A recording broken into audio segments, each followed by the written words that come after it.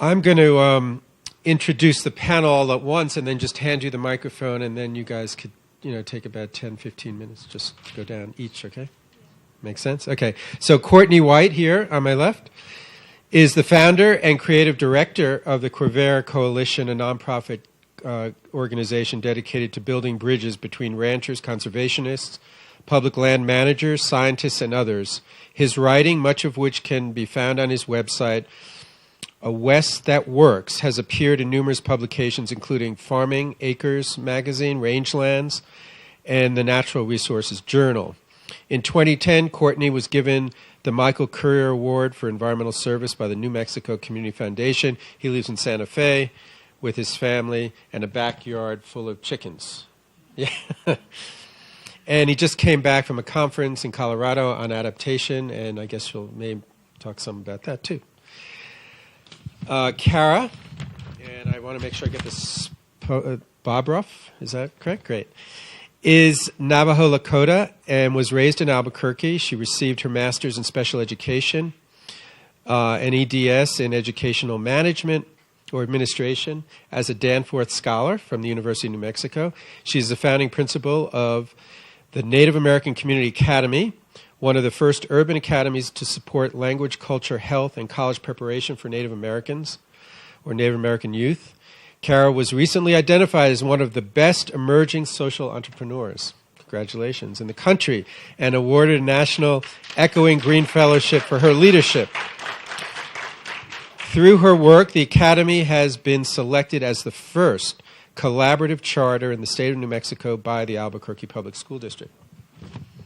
And thanks for joining us. And Richard is just back from Washington, D.C., where he was honored for his environmental justice, decades of environmental justice work. Richard is the program director of Los Jardines Institute, a member of the Environmental Justice and Health Alliance for Chemical Policy Reform, which advocates for stronger, safer, and just chemical policies. He served as executive director of Southwest Network for Environmental and Economic Justice, Southwest Network, as it's called, from 93 to 2010, when he transitioned to senior advisor. Previously, he worked with the Southwest Organizing Project for 12 years as a lead organizer and primary trainer of SWAP's organizing model. And for all that work has achieved recognition, I think, nationally.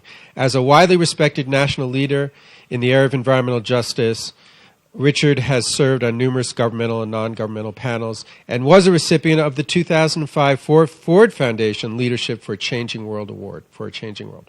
And Richard, you didn't know this, but we were by your house the other day looking at, Fidel took us down as part of the Agricultura network to see the garden. So congratulations on the work you're doing over there. So I will hand this to you, Courtney, and to me? Leave it to you guys. Thank you. For being here. Well, it's an honor to be here. I'm delighted to tell you a little bit about the Quivira Coalition tonight. I want to start, though, by saying that I had the honor to go to Rodale a year and a half ago, spend 2 days with Jeff. Absolutely amazed by what I saw, and the roller crimper in particular, what he's done for organic no-till. No-till is a fabulous system, and he solved a problem with some help, but it's basically Jeff's idea how to put organic into the no-till system. Let's give Jeff another round of applause, please, because he's doing really well. So my name is Courtney White. I am the co-founder of the Quivira Coalition. I think you met Avery earlier today, Avery Anderson. Avery is, I was executive director for 16 years until last fall, and I turned the reins over to Avery. We tried to walk the talk of the next generation, and so Avery's now taken over, and she's doing a fabulous job. I've been on a bit of a journey myself, and this is my roadmap that I'm going to put up here, talk a little bit about it in kind of the short amount of time that we have. It's my background. I came out of the environmental movement. I like to tell folks works. I am a former Sierra Club activist who became a dues-paying member of the New Mexico Cattle Growers Association. I think both organizations still wondered how that happened. Back in 1997, very concerned about the grazing wars in the Southwest, we put Quivira together as a nonprofit to try to find some common ground between ranchers and environmentalists. It wasn't about kumbaya. It was about promoting some sustainable or new practices in ranch management at the time, and that's where you see the kind of the cows over there in the corner. We worked in the beginning with ranchers who were progressive, doing some really interesting things with rotational grazing. Those kinds of practices. As a conservationist, I was frustrated by the lack of common ground between the two groups. I saw both groups as having more in common than in disagreement. And when I met a rancher, Jim Winder, in 1995, who was ranching differently, the kind of light kind of went on, and we decided to put the nonprofit together with another conservationist and kind of wade into the whole kind of grazing thing. At the time, it wasn't about organic. It wasn't about sustainability. We didn't even use this language back then. It was really about what Jeff talked about soil health, fundamentally. We called it land health. Kind of take that from Aldo Leopold's writings. Really is, he and Wendell Berry are my heroes in all of this. Try to figure out a way to get these degraded landscapes that have been abused for 100, 150 years, largely back into shape. Regenerative, sustainable, organic now today, but back then it was largely about really just sort of improving land health principles. And from that, we grew kind of into this map. This is a map that I drew badly and had a friend of mine do it artistically for our annual conference in 2010. We do something like you do here. We have a theme every year, and this was the Carbon Ranch theme. This was about how to think about these landscapes through a lens of climate change, carbon sequestration, things like that. And I started to think about all the different practices that I'd come across over the years that were regenerative, sustainable, organic, and we just kind of put them down into one mythical landscape. If we could wave a magic wand, we can do these things. So Rodale's right up here in the corner where we talk about organic or no-till, and then everything in between. Quivira started working first with ranchers, and then we eventually got into creek restoration with a man named Bill Zedike, who was a Forest Service biologist who retired, decided to play in creeks, kind of a passion for him. He invented a methodology for inducing meandering and degraded systems. If you drive around the Southwest, you'll see a lot of degraded, incised arroyos and creeks. A legacy of poor management kind of going back a number of years. Bill came up with an idea for using nature's principles, hydrology, bioengineering, that kind of stuff to re-meander systems using rocks and sticks and some math. As he says, don't try to do this at home. You have to kind of do the math. That's the whole middle system there in this map. We worked with Bill now for about 12 years. We've done a lot of creek work around New Mexico, and Bill's worked around the Southwest. These principles work. They're organic in the sense that he is using hydrological nature's principles of water moving across landscapes, kind of organic in the sense that we're talking about biology again instead of chemistry. Bill, when he started, he had a lot of pushback from agencies and folks says, you can't do this, you can't be putting rocks and sticks in creeks, you got to dam them, we can't be doing this. But it works, and now those same agencies today give us the green light on all these projects. So that's kind of the middle part of this map, is how do we restore these degraded systems, get them back into health, so they're producing food, they're producing forage, and delivering clean water to cities and things like that. So then we kind of started filling in other parts of the landscape, moving from kind of a wild to semi-wild to cultivated, lots of different things going on, the role of beavers, wetlands, those kinds of things. Lots of collaborative work now today. Unlike 1995 when we got started, there's a lot of conservation groups and agricultural groups in the Southwest work together. The link through all of this is food, which took me a while to understand, because when I started as a conservationist in 1995, food was something you didn't think about food. You thought about, conservation kinds of things, wildlife, water, trees, plants, that kind of stuff. It took me about 8 or 9 years of thinking about this, and then eventually we ended up running a ranch ourselves as a conservation group. So I like to tell, that's how we became members of the Cattle Growers Association. We ended up running a grass bank outside Santa Fe, and a grass bank was a place where cows came off of one Forest Service allotment, which then got restored while we managed them. We ended up getting into the grass-fed beef business as a consequence, direct marketing animals to Santa Fe as a conservation group. It discomforted a lot of folks then and still today about a conservation group kind of getting into agriculture. But we're trying to find a way to bridge those divides, urban, rural, things like that. And it went pretty well until the crash of 2008, when we realized that we were in over our heads in red ink on the ranch and had to sell it ultimately. It's kind of a long story there. But I found out through the process of what value and what importance that food link is between the eaters and the producers and rural and urban, all that kind of stuff, kind of built around trying to figure out how to make these landscapes work. And so we have spent a lot of time in the last couple of years thinking about carbon sequestration in soils. We have too much CO2 in the atmosphere. One way of getting them into the ground, of course, is through photosynthesis. There's a lot of work and a lot of thinking going on now about how to improve rangelands, to sequester more soil. They've done some of the math on it, and you actually could wave a magic wand and improve the soil organic matter, the soil organic content of carbon content of soils. You can actually sequester a great deal of CO2 in the atmosphere.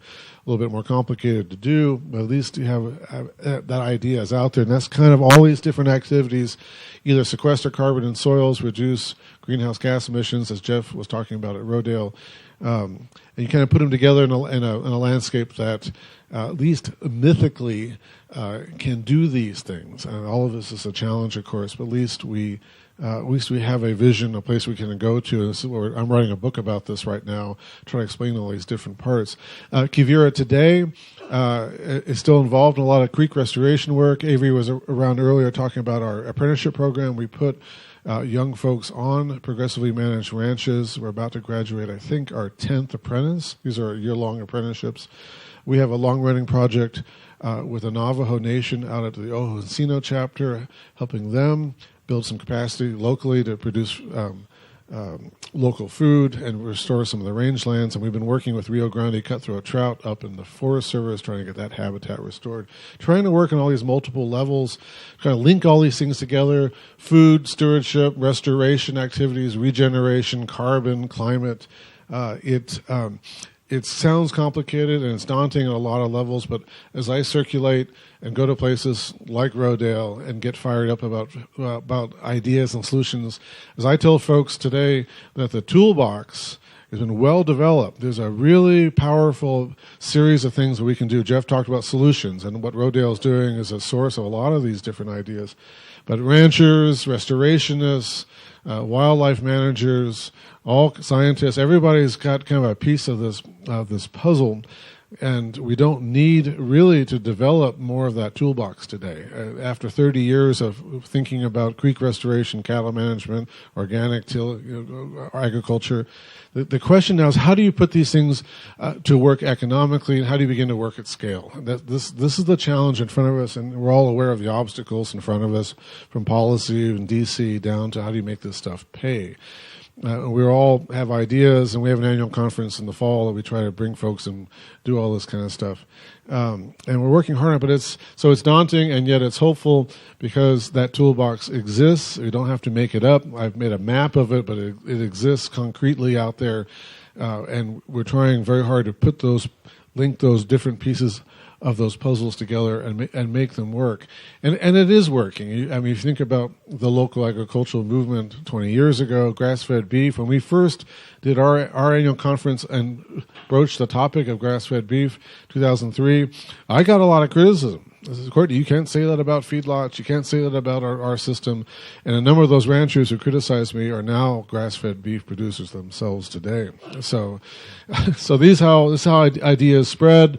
You link them. You give them a neutral place. We call it the radical center, where folks can kind of meet and share ideas and feel comfortable to kind of, challenge their own paradigms a little bit, and then give them ideas to think about. And if they're open-minded, and if they're early adopters, and then these ideas get picked up.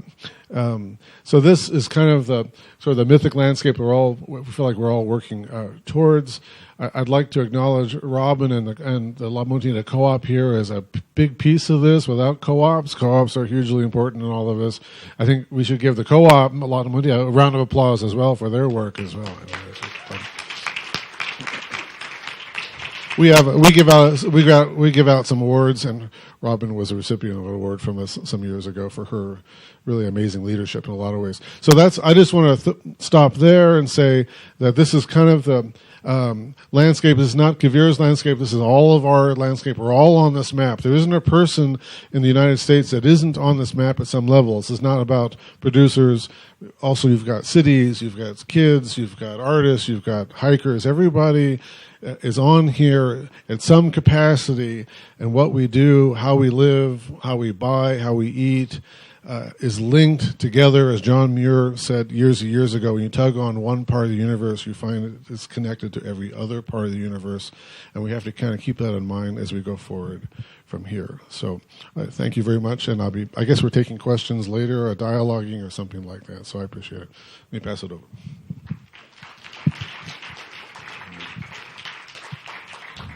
Well, good evening, sisters and brothers. I'd like to welcome those of you that have come a long ways to join us here to Albuquerque. I wanted to come. If you don't mind, I'm going to stand up because I've been on an airplane all night, and I'm kind of tired of sitting. But I just wanted to begin by introducing a couple of people. One is Sofia Martinez. Sofia is a member of Los Jardines Institute, a founding member, and also runs one of the small community gardens that we have in northern New Mexico, in Wagamon, New Mexico. Nessa, who's sitting beside her, is a neighbor in the South Valley of Albuquerque, where we're located, and also a member of our organization, and works doing tremendous work in our literacy program. And Jose Luis, who was on a panel this afternoon, is one of our community partners, on the farm, and so on. And I'd also like to, and this sometimes gets me into trouble, but I just wanted to also welcome you all, but I also wanted to make a particular welcome to Nelson, my brother from the farm workers in New Jersey, from the Puerto Rican farm workers, and also to Judy. Judy and I go a bit back as a founding member of the Environmental Support Center in Washington many years ago, and Judy and I have worked together throughout the years. I will also give that rightful due to Robin, to La Montañita, and say that for many of us small farmers and those that are working in agricultural, community-based agricultural work, La Montañita has been there to support us, and we do appreciate that, and we appreciate the work that La Montañita is doing. And again, welcome to all of you and to my sister and brother on this panel. I just want to run through some things very quickly. As Jeff said, I just came back from Washington, D.C. I got back last night, and I'll be heading back to Washington for a meeting on Monday afternoon. So I'll be taking off first thing Monday morning back to Washington. We were in a National Environmental Justice Conference for the last 4 or 5 days, and for those of you that are not aware of environmental justice, I just want to give a very quick update on where we're at, where we're coming from, and where we're going, and how it connects to what you all have been doing. As was mentioned, I'm a program coordinator for Los Jardines Institute, the Jardines Institute, and our organization is located in the South Valley of Albuquerque. Although we're not just a South Valley based organization, we're citywide, we're also statewide. Some of our members are in southern New Mexico and so on. We run 3 programs out of our organization. One is our agricultural program. The other one is our literacy program. And you'll wonder in some respects how these make intersections and how they link. I'm not going to spend a lot of time trying to help make the intersections. Many of you may know exactly our literacy program. Particularly, we run a community library. We run a book club. and we're in the process of developing a book camp for children over the summer. That literacy program is specifically geared towards the library houses 54 of the banned books from the Tucson Public Schools.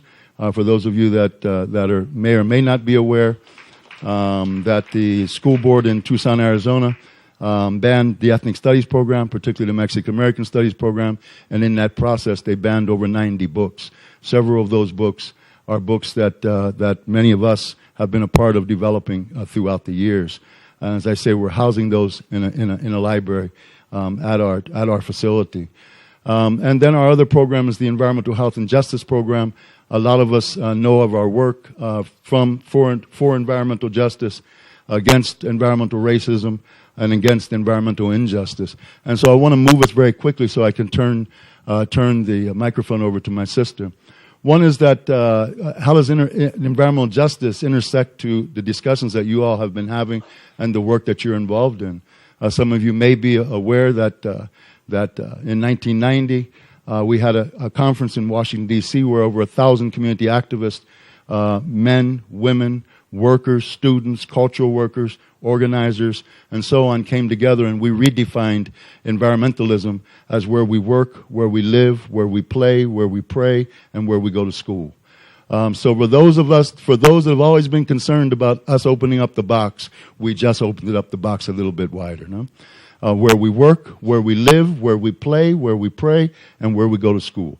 That was the redefinition of environmentalism from our perspective and from a community-based, people of color, working class perspective. Now, with that said then, what are some of the things and where do those intersections come today? Beyond pesticides, we welcome you. We welcome the staff, and so on, to Albuquerque. For those of you from New Mexico or from other parts of the state that you know in the southern part of New Mexico houses one of the chili fields and other workers, farm workers, in the southern part of the state. Based upon that, what have been the impact of many of the pesticides that our sisters and brothers in those fields have been being exposed to? In southern New Mexico or in southern California, central California, McFarland, California, not only workers being sprayed and exposed to pesticides in the fields, but what are they taking home as a result of the spraying of those pesticides and so on?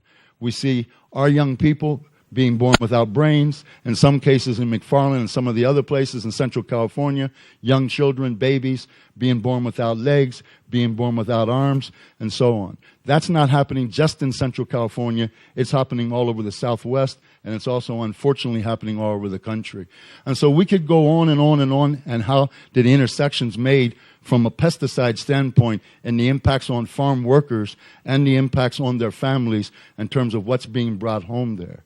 So we've been pretty deep in, from an environmental justice perspective, in this whole process for many, many years. Nessa was reminding me a little bit earlier and showing me a photo of the 40s and the 50s, maybe into the 50s and 60s, where Mexicano workers that were coming into the U.S. Were being sprayed by pesticides, were being put up in a line, and then sprayed with pesticides, supposedly to kill the ticks or any other diseases or whatever that we may be or that our people may be bringing into this country. I just want to remind all of us, you are in Mexico. We just happen to call it New Mexico. Because for those of you know, then based upon that, the four states, the state of Texas, the state of Arizona, and New Mexico, and Colorado and some of the other ones, this all was part of Mexico. So when people are talking about Mexicans going back home or immigrants going back home, we only remind each other that we're home, we've been home, and we welcome our sisters and brothers for coming back to our neighborhoods and so on. We're one people, we're not two people. We're only separated by a border that we didn't create, the U.S. government created in the process of doing that. So what does all of that have to do then with all that, what brings us here today? From an environmental justice perspective, who were we meeting with last week in Washington? Department of Agriculture. We were meeting with DOE. We were meeting with DOD. We were also meeting with the EPA. And we were having discussions not only about pesticides, but other kind of projects agricultural projects and other programs that have been taking place. So based upon these things, and then the intersections and the connections of all of that, all we're asking today and this evening is that we don't forget, as we move forward in the discussion of organics and so on, that we don't forget those sisters and brothers that also have made that lettuce, those vegetables, and those other produce possible on our table. So as we move forward with non-chemicals and so on, let's never, sisters and brothers, at the end of the day, forget our sisters and brothers that are still in those fields and going to be in those fields for a long time to come. So based upon that, then, why us? Okay, we run a small agricultural program. At the same time as we're moving forward, we're registered for whatever that means. We're registered organic. Our facilities, as was said earlier, the tour took place with Fidel and the emerging communities on part of the ACN tour yesterday that took place on some of the visits and whatever. What we're really trying to do at the end of the day is not prove anything to anyone else, but in fact trying to put quality food, healthy food, back in the hands of our people. So how do we do that then, and how do we do that together at the same time? If we grow, and you know from many of where you come from, and on our property, then we grow purple carrots, we grow white carrots, and we grow orange carrots. To our people, in many cases, because of the consumerism that's been going on, if it ain't orange, it ain't a carrot. That's not any surprise to any of us. We grow salad lettuce and so on. If it ain't round, if it ain't iceberg, it's not really lettuce. We grow bell peppers. We grow them green, we grow them purple, and so on. If it ain't green, it's not really a pepper. We grow, in fact, tomatoes, green tomatoes, red tomatoes, yellow tomatoes, and orange tomatoes. You know, based that, if it's not a red tomato, it's not a real tomato. So how do we do these kind of things together at the same time and educate our communities at the same time that the price of organic food is taking place? So how do we then, in fact, not create, by the process of organicism, saying that, which we support 100%, but how do we put quality, healthy food back in the hands of our people? And at the same time, not only how do we educate ourselves, but how do we get educated? Because remember, for many of us in northern New Mexico and different places, pesticides was not a chemical that was being used in the bottom of the canyon in Wagamon, New Mexico, where pinto beans were one of the largest crops. So some of these things sometimes, let's not make ourselves bigger than the reality, no? And so what I mean by that, there's a lot to learn from our elders. We know that Don Bustos was here today. We know that others were on panels. We know Will Allen and the work that Will Allen's doing in growing power and this kind of thing. And so how are we able then to have all these discussions that we've had and put quality, healthy food back in the hands of our people? So several ways, and I say this in closing to you. One is never forget where we came from and never forget those that made it possible for us to be here. So we have a lot to learn from our elders, no? Just because people get old doesn't necessarily mean they need to kick in the ass. Excuse me, I do cuss every once in a while myself, but that kind of slipped out of there. You know, this whole thing, old people get old and just push them to the side and so on, and then let's just move forward here. We're talking about building an intergenerational movement. That's where we come from, that's where we are, and that's where we're going to continue to go. So there's a lot to learn from our elders. Don is just one of those. There's people that Don learned from. There's women that have come a long ways in communities all over this state and all over this country. There's a lot to learn from. Then there's the middle age, and then there's the younger people, and then all of us working together at the same time. So the use of fossil fuels, the whole thing that's happening in the country, we know there's no such thing as climate change and global warming. We do know that we're only imagining things. We woke up one day and had a bad dream. We know all of those kind of things that would be said to all of us. So how do we make the intersections in the process of that then to work towards making our communities, making our workplaces, making our cities, making our states, making our country, and making a world a better place for all of us to live, work, play, pray, and go to school. So that's what our message is in a short version. We welcome you again. We would like to continue the networking and the communications and the work and doing much of that together. And so based upon that then, and the misuse of a whole lot of what we're talking about, and then how do we pull those pieces together? So that's a short version about where we're at, where we're coming from. Our sister may or may not know this, but the students from your school have been on our land and have worked and volunteered there. We could not do anything. That award I received a couple of days ago in Washington, D.C. would be nowhere near possible for the thousands upon thousands of sisters and brothers that it made it possible for those awards to be received. Because we're not about I, we're about we. And based upon that, then I have never done anything by myself. It's always been about we. So I accepted that award 2 days ago in Washington on behalf of our membership, on behalf of the sisters and brothers, my mentors, my elders, and the young people that make it possible for us to continue to do the kind of things that we're doing and build the movement that we're continuing to build. So again, sisters and brothers, welcome. It's unfortunate, and some may have mentioned that the mayor couldn't be here to welcome you, but you know he's real busy selling our ass down the drain to developers and other kind of things, and so couldn't do that. I would like to say on behalf of our governor, Susana Martinez, that she's been real busy too, and when she said, hey, the doors of New Mexico are open for business, we knew what that meant for the Koch brothers and the many others that have been trying to rip our land off, our resources off, our people off, our livelihood off, and everything else that goes along with it. She couldn't be here either because she's real busy selling our ass down the drain, okay?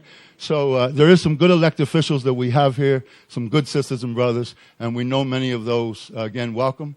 Have an absolutely fantastic stay in the beautiful state of New Mexico. And we would say, lastly, is that we did say before, our house is your house, but we don't say it quite that way anymore because some people took it literally and stole our house and our land and our water and everything else that went along with it. So we welcome you to our place to visit. Thank you very much.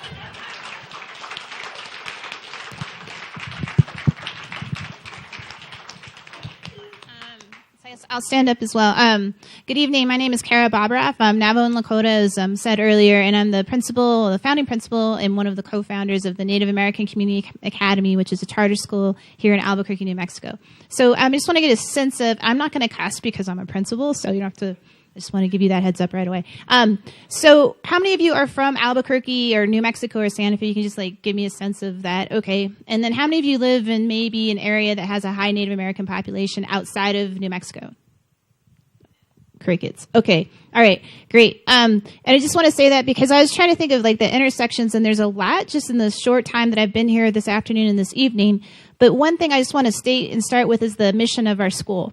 The mission of our school is basically to engage a community, to create a school that supports students from adolescence to adulthood in all aspects of who they are, so that they're academically prepared for higher learning, secure in their identity, and healthy.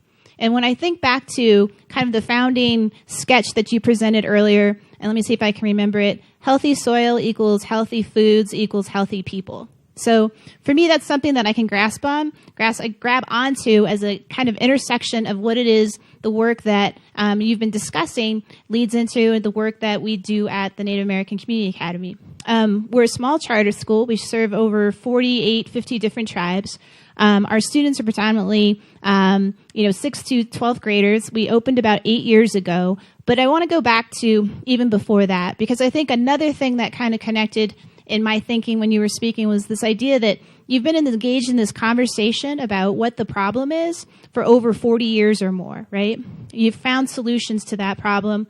And now it's how do you take those solutions and put them into action, if that's kind of what you were speaking to? And I think about the policies that have been in existence for over 100 years or so, but then also leading up to the conversation that I've heard ever since I've been, I guess, a very, very small person, listening to people about this need for a Native American charter school or magnet school in an urban setting. I first heard about it I want to say, this is our 8th or 9th year, and it must be maybe 15 years ago. People said that people have been talking about the same idea for over 30 or 40 years, knowing the needs of our students, knowing the strengths of our community, and knowing that it might serve students differently. So when I think about this, I think about how do you draw upon the strengths in your community in order to create a collective vision for change or for transformation, or to create something that has not been there before in order to make a big impact. So when we first started, I want to say that the conversation had always been, for like 10 years, people saying, well, this would be a really great idea if we had a school like this in Albuquerque.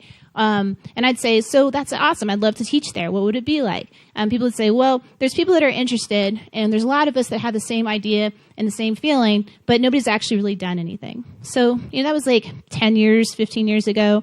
2 or 3 years later, I'd come home, I'd visit, and I'd say, so where's that idea of like this charter school, or this idea of like changing, education for Native students in Albuquerque?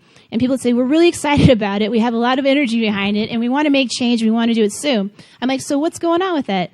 Nothing. So, okay. But people are very excited and interested. So kind of like the transition of like how I went through, teaching, became an assistant principal, a dean of students in Marin County, saw that education in another part of the nation is much better than it is here. And that keyed off a lot of like things in my mind about why does a school like that not exist in Albuquerque? Why does a school like that not exist in Oakland, San Francisco, or on the Navajo reservation? So I started to get a little bit irritated, right? Like there's this quality school. I grew up in a school system that was much different. I feel like myself, my brothers, sisters, my friends deserve that kind of education. They're both public schools, but there's this huge inequity that exists. So just thinking about that, I come back again and say, so where's the idea about that school? People are excited about it. We have a lot of energy around it. We want to do something, but nothing yet has happened. So moving from Marin to the Navajo Reservation, I saw a school in Marin that had a strong community. Students were treated with like unbelievable resources, respect.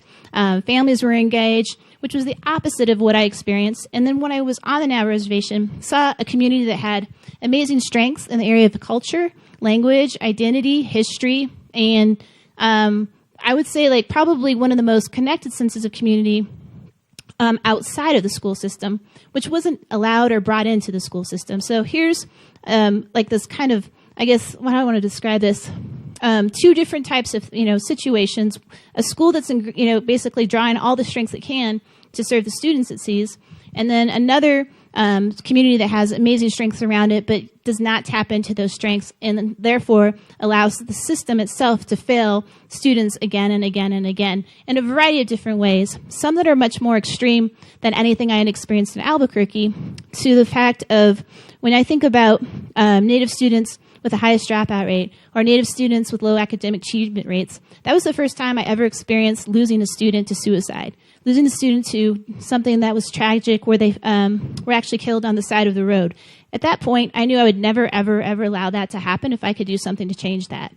So when I think about what you're saying around kind of things around food, around having the highest, BC rates, seeing things, the effects of Parkinson's, seeing the effects of lack of food systems on babies, as well as, you said something else and I can't remember what it is because it's totally out of my sector, but these things that are really obvious and really impacting people on a daily basis, that for me was too much. To when I moved home, I again said, where are we with that idea about that school, about serving Native students in a different way that would maybe draw upon the strengths of the community, create something that's different, that could be transformational for people that will impact them now? Everybody said, well, we still are interested. There's people that are interested in the idea, but we haven't done anything. So I was sitting there, and I would call this the pajama moment, because I was sitting in my house, and I had like offers to be a principal at this school, the school I went to, which was perfect, like when I left, right? That was the school I was going to go back and work at and be of service to my community. I was, there's other positions throughout the district, and for whatever reason, I could not say yes to that. I couldn't get out of my mind this idea that something could be different, that we could make a change, that there could be a school that would serve those students well. And not just a school, but a community, that something could dramatically be different. What that was going to be, I had no idea. So I remember this morning, it was the first day of school. Everybody's going back to school, all my friends who teach, all the students in our neighborhood, and I think I remember like having this kind of sense of like, what am I doing? I feel somewhat, it wasn't like a sense of depression, but just this like uneasy feeling, but this unwavering desire that I knew I didn't want to be in the same system that was in existence. And I was in my pajamas, it was 10 o'clock, and I was like, oh my God, I should be at a school. I should be teaching. I should be an assistant principal. I should be a principal.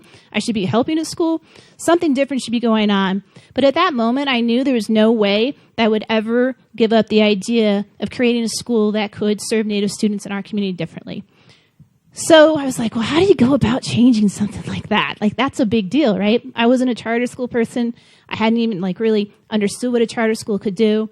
So I started talking to people, right? Talking to people who were doing work in the same area that had more knowledge than I did and saying, this is an idea. How would you see this playing out? So after like one conversation, I remember going to two friends of mine and I said, do you think this is a good idea? They're like, yeah, I do. And this other woman said, yeah, I do. And we looked at each other, there's three of us, all about the same, age and experience level. And we're like, let's do it.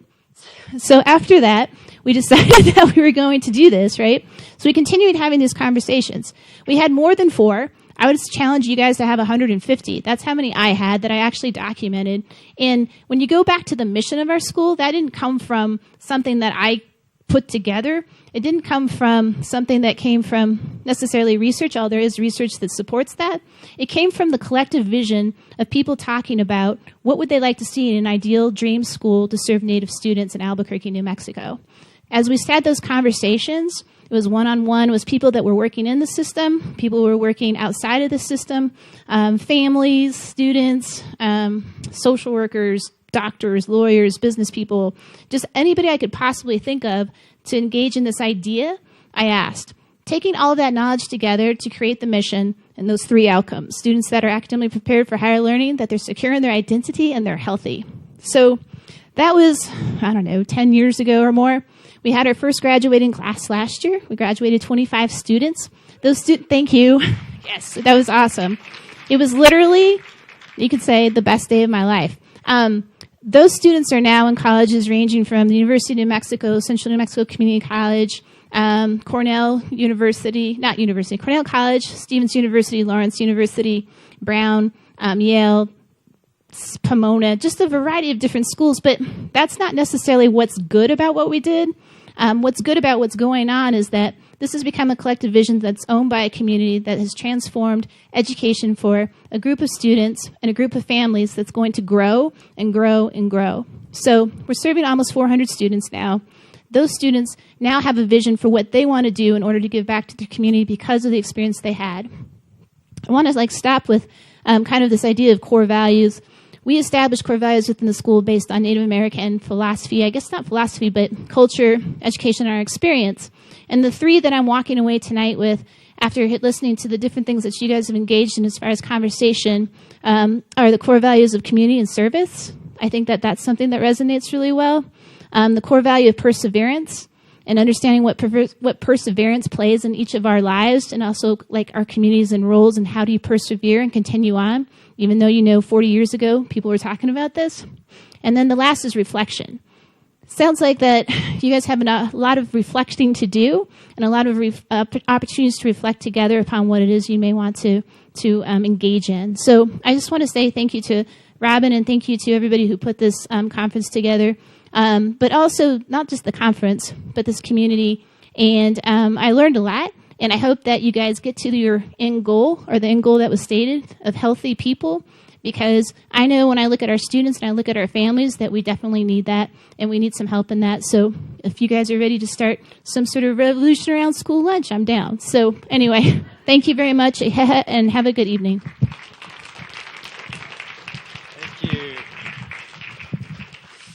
Thank you all so much. I think you summarized the conference for us, and I think this, for a lot of people here who have dedicated their lives to these issues, I think this is an ongoing dialogue where we are looking for continuous improvement and looking to be more integrative, as you say, bringing people together, intergenerational, and cross disciplines, cross communities, and have an ability to apply, as you heard today, science in a way that meets people's needs, So I don't know if Robin has anything she wants to say in closing, but why don't we open this up to see if there are any last questions or thoughts that you all might have with respect to the discussion this evening, or anything else. I don't want to keep you here if you don't. Yes?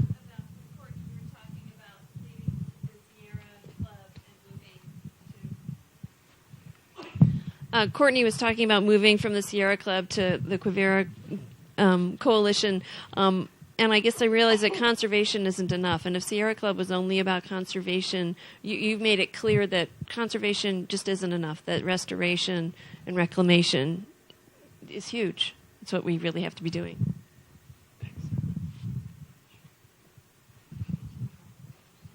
Did you get a question there?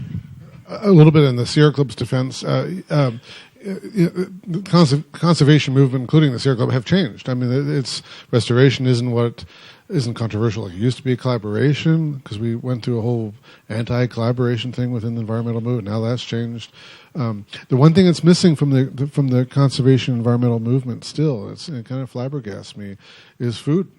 It's still largely not there when you talk to conservation groups. I mean, they like food. I mean, they support it. I mean, in terms of organic and that. But if you look at policies and what they spend their time on, so there's still some common ground that still needs to be worked on among environmental groups and food groups and agricultural ranchers and things like that. So, anybody else want to talk about the environmental movement? Richard, we won't get you started.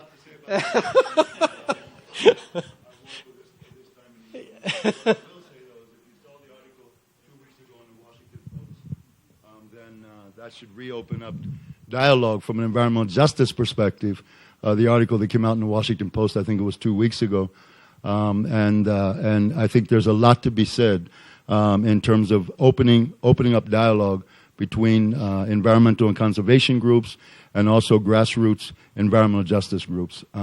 In some respects, we have a lot of commonalities. On other respects, we have a long ways to go. So that's my very short comment, which I know is surprising our own folk over there, because I do want to respect the time that you spent all day in this meeting and so on. Okay, Lonnie.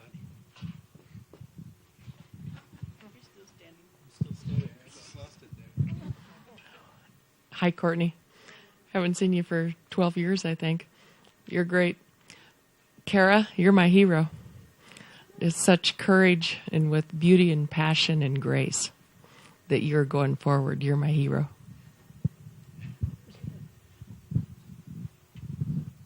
I'm glad you brought that up, Kara. I work at Farm to Table, and we host the New Mexico Food and Agriculture Policy Council. So I don't know if the governor signed on the Farm to School bill, but that would be extra money for local food. I think we only got in there with $100,000. We asked for $4.1 million. I don't know why she never. No, I'm just kidding. But anyway, that first win in Albuquerque went to the cluster schools, and a lot of growers in Albuquerque are able to tap into that. So I know SWAP was there this year, backing that bill. The cluster schools have Agricultura Network selling into that for the salad green mix. It's one of the things that makes it affordable. How does it get to charter schools? I think that's kind of a mystery to us in the policy realm, to make sure that if we do win those dollars, that RFP that goes out will be available to the charter schools too.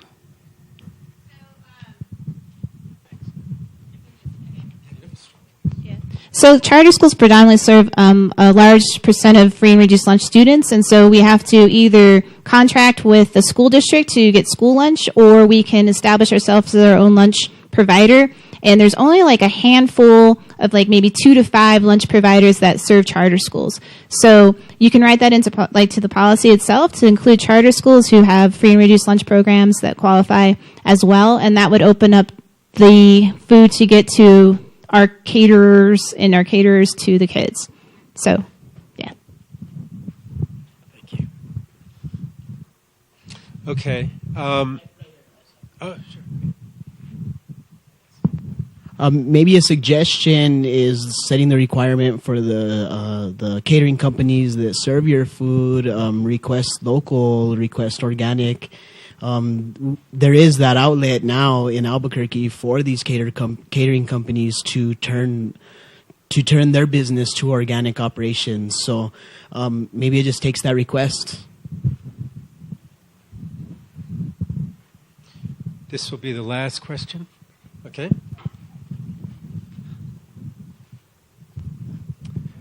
My question's for Kara. I came to Albuquerque 6 years ago. I was working with Urda Gardens in the South Valley.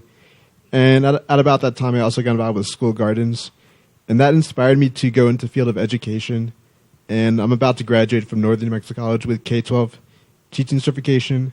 I think it was about 5 years ago I visited NACA and saw a school garden there. I was wondering if you still have that. How's it going? And is there any best practices that you've learned in terms of school gardening with the native population?